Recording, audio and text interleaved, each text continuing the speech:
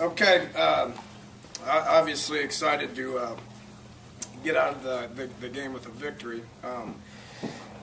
Hats off to William and Mary. They were kind of exactly what we thought that they were. They're extremely well coached. They played hard. They didn't make any mistakes. I would anticipate these guys winning some games. Obviously we got a long ways to go on all three sides of the ball. I'd like to give a quick shout out to Nick O'Toole. You talk about flipping the field. He averaged around 50 yards a punt, which when you're talking about hidden yardage is good. Our defense had great field position the whole day. One turnover on offense put them in a little bit of a bad situation. We held them to a field goal there. Offensively, we're obviously still trying to find an identity. I thought Paul managed the game well. Had one bonehead play where he dropped the ball on a sack, but other than that, I thought he managed it well. We'll get a lot better. We'll kind of look at the tape, and as guys see themselves in game situations, they will improve. Kind of been saying it. I think I said it to you guys last week. No matter what we do, you can't duplicate a game, and I don't care who you play. It doesn't matter who you play.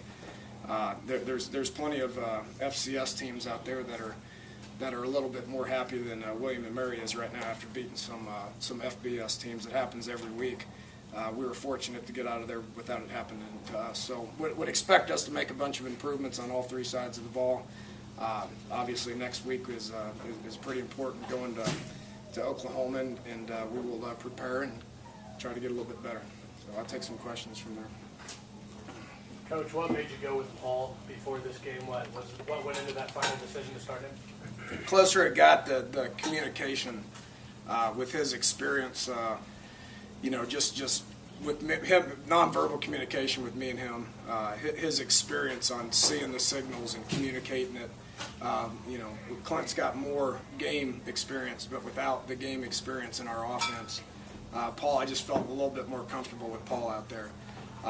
Thought his tempo was really good the first three drives, especially that first one, marched it right down and scored. The next two drives, we moved the ball. It fizzled out, but we moved the ball.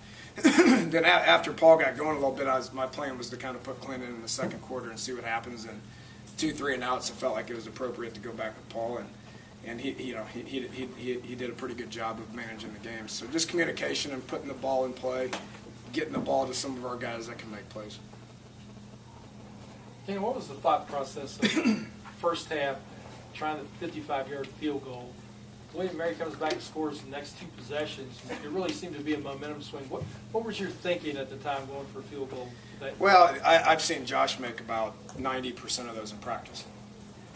He's made 50-yard field goals consistently. Has got a good leg. Just didn't hit it, But he got that one out of his system, and then he came back and he knocked the next one through. Got all the confidence in the world of him, and putting that thing through the uprights. So I don't regret that decision, no. After last year of having to play so many freshmen and newcomers in the secondary, you went with Darryl Worley again late in the game in what's obviously a pressure situation. Any flashbacks or thoughts about having to do that again? Well, he's shown, he's a talented guy. I mean, he's 6'2" and he's fast and he's got good ball skills. I mean, the only way you get guys like that experience is you play him. He's beat out plenty of guys that played last year. So the more we play him, the better he's going to be. I thought we played pretty good defensively. Number 3 for them is a good player. What's his name? The Laws kid. I mean, he's a good player. Is that his name, or is it McBride? The McBride kid? Yeah, that Trey McBride. He's a good player. He made plenty of plays last year. We were in position to make a couple of those plays, and he won the battle. Touched on O'Toole and what he was able to do. Could you go a little more in depth on that? I guess how important that was field position wise and being able to set you guys up. Yeah, I've been saying it for 3.5, 4 weeks that Coach DeForest is as good a special teams coordinator there is in the country. And the schemes that he's put in place, I feel really good about the amount of time that he's spent with Nick O'Toole, Molinari, Josh Lambert, as well as all the other guys. I mean, it's going to pay off, and it showed it today. I mean, we made a ton of plays in the kicking game. Nothing hurt us out there. Jordan should have he should have caught that punt, that hit, and moved us down into the 5. I mean, that's probably the one thing that happened special teams wise that I was disappointed with. But other than that, you know, the hidden yardage point of view was something that we capitalized on. He's got a big leg. That's why we recruited him. You know, he's a big kid, and he's got good leg, and he's getting a lot of individual attention from Coach DeForest, which is paying off. You like what you saw from the running backs today? Yeah, it's disappointing we didn't get loose.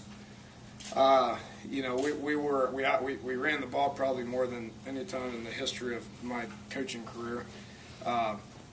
You know, but I felt like it was the right thing to do. They were dropping a lot of people. You couldn't really get a beat on whether they were going to drop them or whether you're going to blitz them. So when they were blitzing them, they were doing it from, you know, from a look that we felt good about the run game. So they did a good job at taking care of the football. You know, we handed to them a good bit. Thought Dreamus got us some big first downs on some second effort stuff. Wendell's second effort to get in the goal line was good.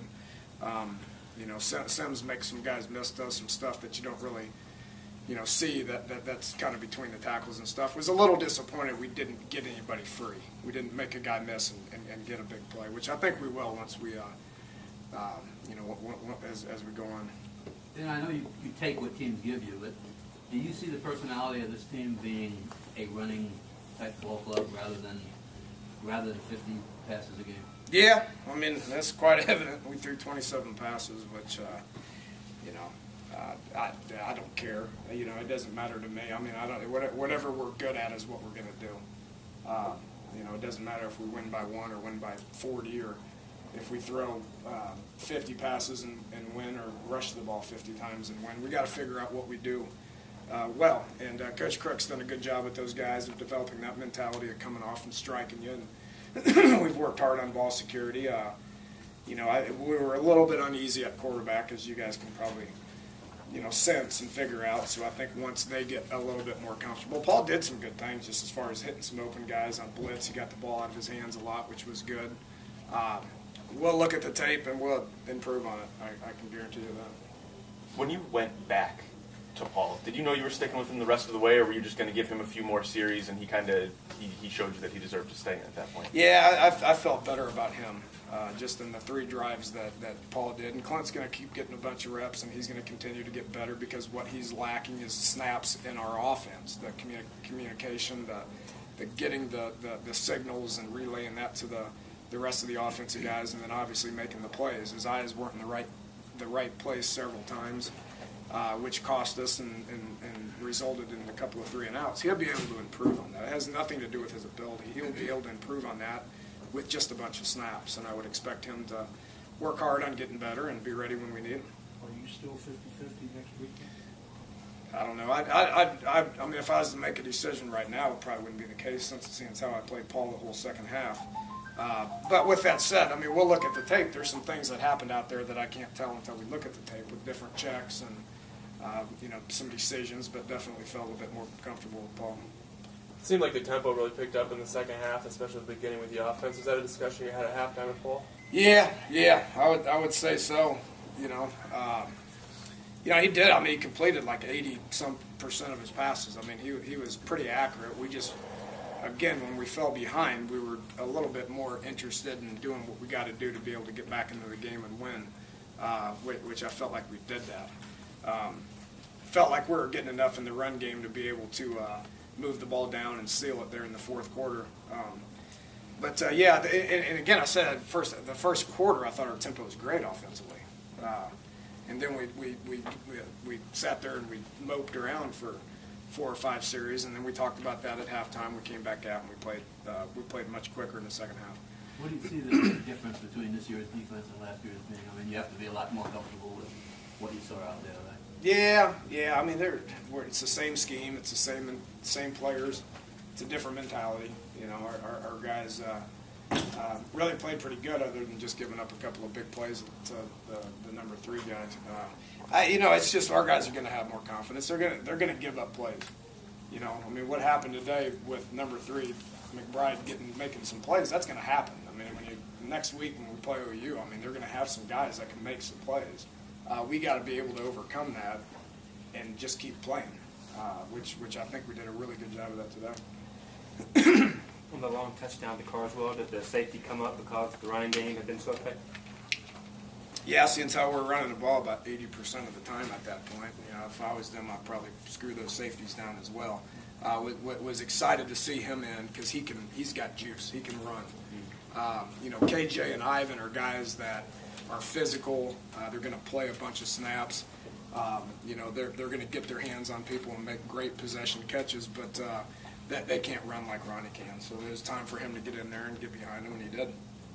Danny, you played, I think, all 4 running backs, a lot of receivers too. I know it's first game, but could it be like that for a while, or how much room is there for running backs and receivers to play? What I saw today, and that was one thing that we mentioned at halftime too, because we don't have, a couple of really, really, really, really good players like we did last year. I want guys that are 100% fresh. So I don't care if it's every snap or every other snap or every third snap. We're going to be rotating a lot of bodies in there. I would assume that we would play harder, we would play faster, we would have the ability to make more plays if we have fresh bodies in there. And it was hot out there today. It was probably the hottest day that we've had, since we started August 1 camp. So we feel good about the bodies that we played. We'll evaluate it, and the way we pick our position guys is just because you're a starter doesn't mean you're going to play 50% of the reps. Just depending on how good you get is going to be, and how many reps you can handle is going to be the percentage that you actually play. You can play 4 receivers at a time. You can only really play 2 backs. Can you play 4, or is it hard enough to get 3? Backs and receivers? Just running backs. We played a lot of 3 back. Right. Cody being one of the 3. I mean, yeah, it's like it's actual true halfbacks, right? Right. Can you find snaps for 4, or is it you cut it off at 3 maybe, or? You have any ideas? If I was asking. No. Yeah, I've never done 4 running backs. She's looking at this. We probably ought to. Well, that's what I'm saying. That's Charles probably could be one of our best receivers if we just lined him up there.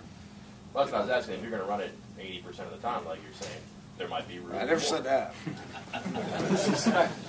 We did have a quarterback complete 80% of his passes, so I was happy with that. Did he just run out of positions for Pat Egan to play today? Played a lot, didn't he? He played a lot. That was our plan. Pat was team captain for a reason. He's got the ability to be able to play guard, center, guard. Just because Pat didn't start didn't mean that Pat probably played the majority of the snaps from an offensive lineman. He wasn't a starter. That's just his role. He's embraced it. He's good at it. What is your main concern heading out of this in Oklahoma? Is it lack of big plays? Where you want me to start? We're going to a place that's incredibly, incredibly hard to play. They're very well coached. They've got lots of good players. We're very inexperienced. We had one guy make a big play, but I don't know. I got lots of concerns. We'll watch the tape and we'll try to get better at a few of them. Okay, thanks, Coach.